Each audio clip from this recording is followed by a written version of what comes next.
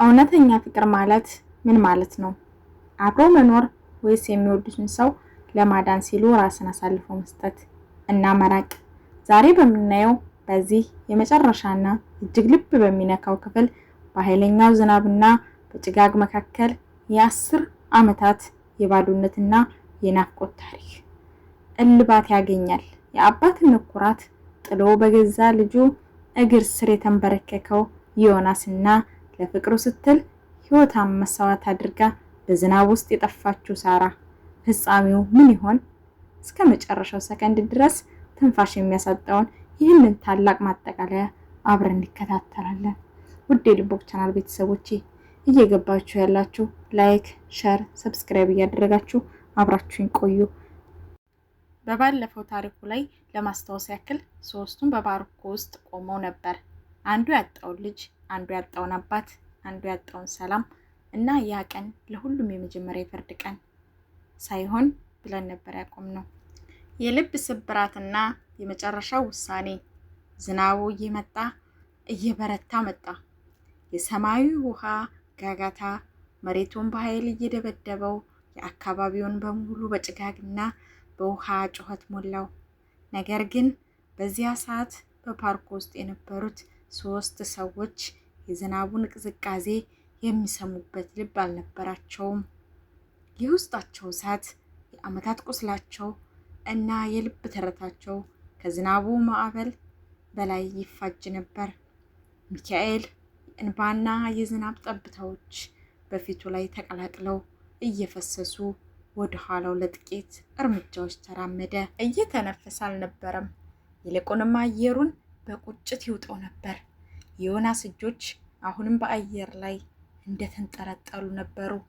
እጆቹ እየተንቀጠቀጡ የልጁን አካል ለመንካት ቢመኝም ሕጉ ግን አልፈቀደላቸውም።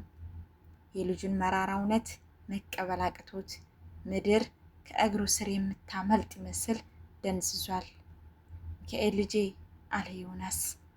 ድምፁ በቅሬታ በናፍቆትና በታላቅ ጸጸት ተሰባብሮ በዝናቡ ድምፅ ውስጥ ሊያልፍ አልቻለም። እኔ ለአንድም ቀን አልረሳሁም። ለአንድም ሰከንድ ከልቤ ወጥተህ አታውቅም ልጄ። በየቀኑ በየምሽቱ ስምህን እየጠራሁ እግዚአብሔርን ማጸን ነበር። ፍለጋዬን አቁሜ አላውቅም። ግን እውነቱን ቀብረውብኝ ነበር። በሕይወት የለህም ብለው ዋሹኝ። የአባትነት ተስፋዬን አረዱት። ዮናስ ይህንን ሲናገር ደረቱን በኃይል እየመታ በዓይኖቹ ውስጥ የነበረው የተስፋ መቁረጥ ጩኸት ከዝናቡ በላይ ያስገመግም ነበር። ሚካኤል ግን በሐዘንና በምሬት ራሱን ነቀነቀ።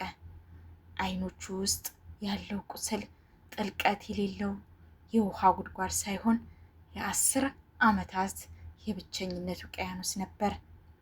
አባትነት መፈለግ ብቻ አይደለም ዮናስ፣ አባትነት መገኘትም ጭምር ነው አለ ሚካኤል። ድምፁ እየጠነከረና እየተቆራረጠ እኔ ስፈልግህ በሕፃንነቴ በጨለማ ውስጥ ሆኜ ስጮህ፣ ስበደል፣ ስራብ አንተ አልተንበረከክም።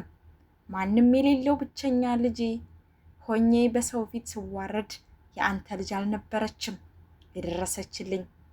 አሁን ግን በሕይወቴ ውስጥ የገነባሁት ባዶነት በጣም ትልቅ ነው። የአንተ አለመኖር የፈጠረው ገደል ሰፊ ነው። ይህንን የ10 ዓመታት ባዶነት በአንድ ቀን በአባቴ በማለት ብቻ ልትሞላው አትችልም። ይህንን ስብራት በቃላት ልጠግነው አትችልም። ሳራ ከሩቅ ቆማ ይህንን ታላቅ ድራማ ታስተውል ነበር። ዝናቡ ልብሷን አርሶታል። ፀጉሯ ከፊቷ ላይ ተጣብቋል።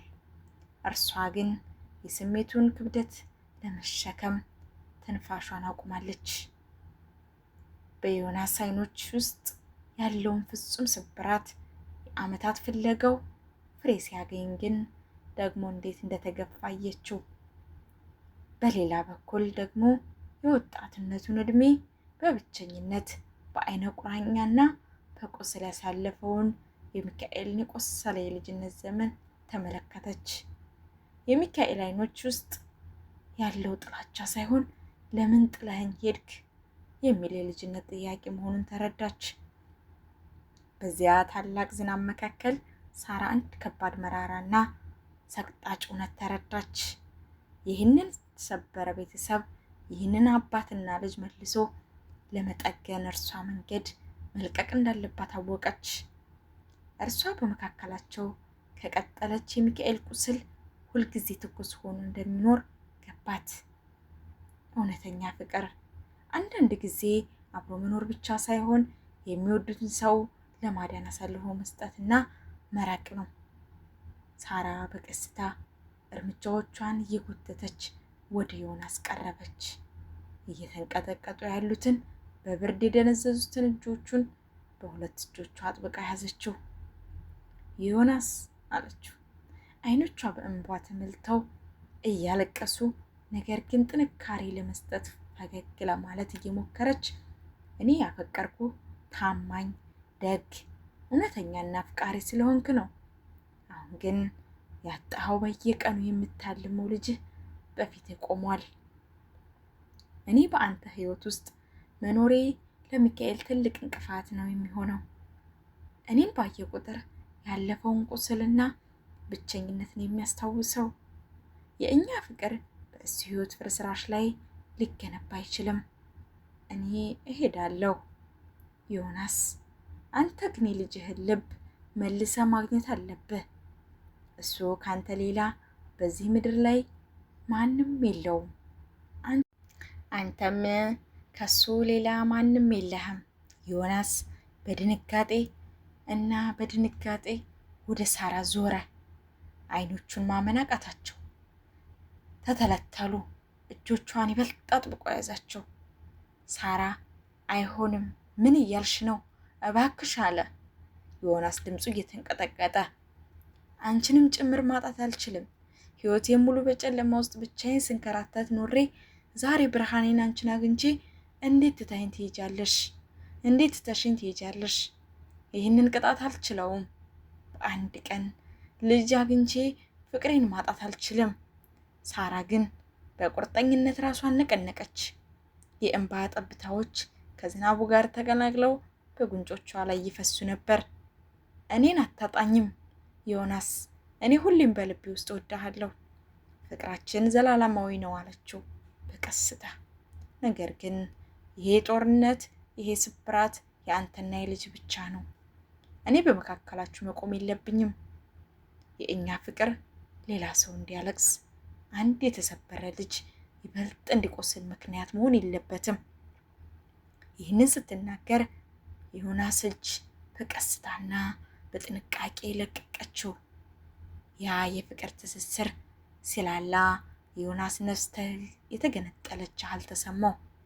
ሳራ ፊቷን አዙራ በኃይለኛው ዝናብ ውስጥ መጓዝ ጀመረች። እርምጃዎቿን ፈጣን ነበሩ። ወደ ኋላ አንድም ጊዜ ዞር ብላ አልተመለከተችም። ምክንያቱም ዞር ብላ ካየች የመሄድ አቅሟ እንደሚከዳት ታውቃለች። ቤተሰቡን ትታ ለፍቅሯ ስትል ራሷን መስዋዕት አደረገች። ዮናስ በሁለት ኃይለኛ የስሜት ማዕበሎች መካከል ተቀደደ። በአንድ በኩል በዝናቡ ውስጥ የራቀችው ያለችው ህይወቱን ያበራችለት እና የነፍሱን የጠገነችለት ሳራ፣ በሌላ በኩል ደግሞ ለ10 ዓመታት ሙሉ በየቀኑ አልቅሶ የናፈቀው ውድ ልጁ፣ ስጋውና ደሙ የሆነውን የጠፋው ልጅ ሚካኤል። ዮናስ ወደ ሚካኤል ዞረ። ሚካኤልም የሳራን መሄድና የአባቱን መቅደድ በአይኖቹ ያይ ነበር። በዚያ ቅጽበት ዮናስ ማንም ሰው ያላሰበውን ዓለም አይተው የማይታወቀውን ነገር አደረገ። በልጁ ፊት ተንበረከከ።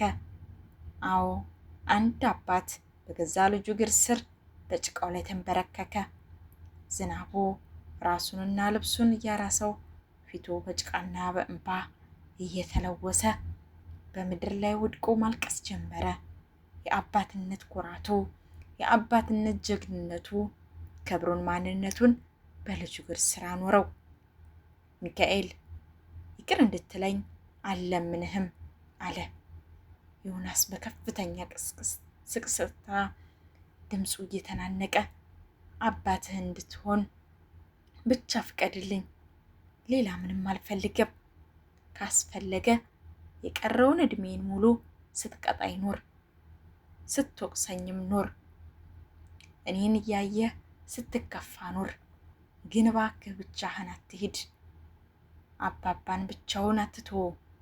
የ10 ዓመት የልጅ ናፍቆት የናፍቆት ዕዳዬን እንድከፍል ፍቀድልኝ ልጄ። እባክህ ልጄ ተረዳኝ እባክህ።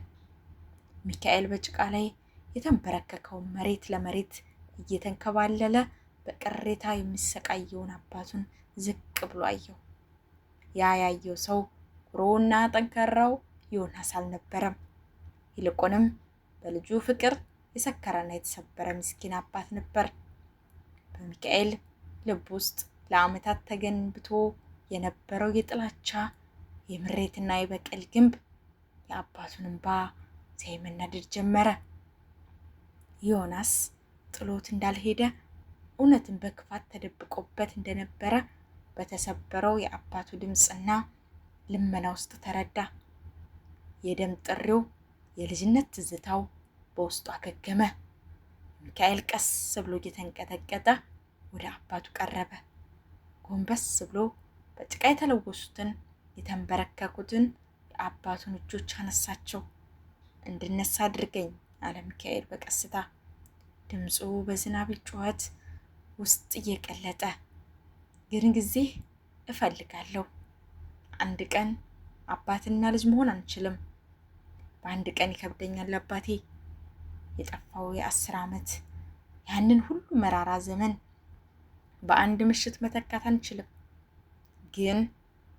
ግን አብረን ለመሞከር አዲስ ህይወት ለመጀመር ቃል እገባልሃለሁ ውዱ አባቴ። አባቴ የሚለውን ቃል ሲሰማ ዮናስ የሞተ ህይወቱ የተመለሰች ያህል ተሰማው። ዮናስ በከፍተኛ ፍጥነት ብድግ አለ። የደረቀውን የናፈቀውንና የለመነውን አምላኩን ልጁን በኃይል አቅፎ ወደ ደረቱ አስጠጋው። የ10 ዓመታት ናፍቆት፣ ስቃይ፣ ብቸኝነትና መከራ በዚያ በረዶ በነካው ዝናብ ውስጥ ቀለጠ። አባትና ልጅ ተቃቅፈው በዝናብ መካከል ቆመው ሰቅሰቅ ብለው አለቀሱ። የደም ትስስር አሸነፈ። በዚያ ቅጽበት ሳራ ጥቂት ርቀት ላይ ቆማ ልቧ መሄዱን እምቢ ሲላት ዞር ስትል አባትና ልጅ ተቃቅፈው እርስ በርሳቸው ተደጋግፈው የዓመታት ገደል ሲደፈን አየቻቸው። በእንባ በተሞሉት በሐዘን በራሱት አይኖቿ ውስጥ የደስታና የእርካታ ፈገግታ ታየ። ልቧ ቢሰበርም ፍቅሯን መስዋዕት አድርጋ ለአንድ ለቆሰለ አባት እና ልጅ ሰላምን፣ ሕይወትን እና ተስፋን በመስጠቷ ግን ውስጧ ዘላለማዊ ረፍትን አገኘ። ፈገግ ብላ ዞር አለችና ወደ አዲሱ ሕይወቷ መጓዟን ቀጠለች። ይህ ታሪክ የክህደት አልነበረም። ይህ ታሪክ የጥላቻም አልነበረም። የጠፋ ፍቅር፣ የተሰበረ ሕይወት፣ በመጨረሻም መስዋዕትነትና በትዕግስትና በይቅርታ የዳነ ታላቅ የቤተሰብ እውነተኛ ታሪክ እንጂ። ውድ የልቦ ቤተሰቦች፣ ለፍቅር ሲባል የሚከፈል መስዋዕትነትና ይቅርታ የሰው ልጅ ከተሰበረበት ይጠግነዋል። ከሳራ መስዋዕትነትና ከዮናስ መንበርከክ ምን ተማራችሁ? በኮሜንት አጋሩኝ። ውድ ቤተሰቦቼ ብዙ ነገር እንደተማራችሁበት አልጠራጠርም። ቤተሰቦችን ምን ጊዜም ቢሆን አንድ ሰው ለሆነ ነገር መስዋዕትነት የሚከፍለው ወዶም ተገዶም፣ አንዳንድ ጊዜ ደግሞ በቸልተኝነት ሊሆን ይችላል። ውድ የልቦች ቻናል ቤተሰቦቼ ይህንን ዩቲዩብ ያልተቀላቀላችሁ ቤተሰብ ያልሆናችሁ ቤተሰብ እየሆናችሁ አብራችሁን ሆኖ ላይክ፣ ሸር፣ ሰብስክራይብ አትርሱ። አብራችሁን ስለቆያችሁ ከልብ አመሰግናለሁ። አስተያየታችሁን በኮሜንት መልሳለሁ።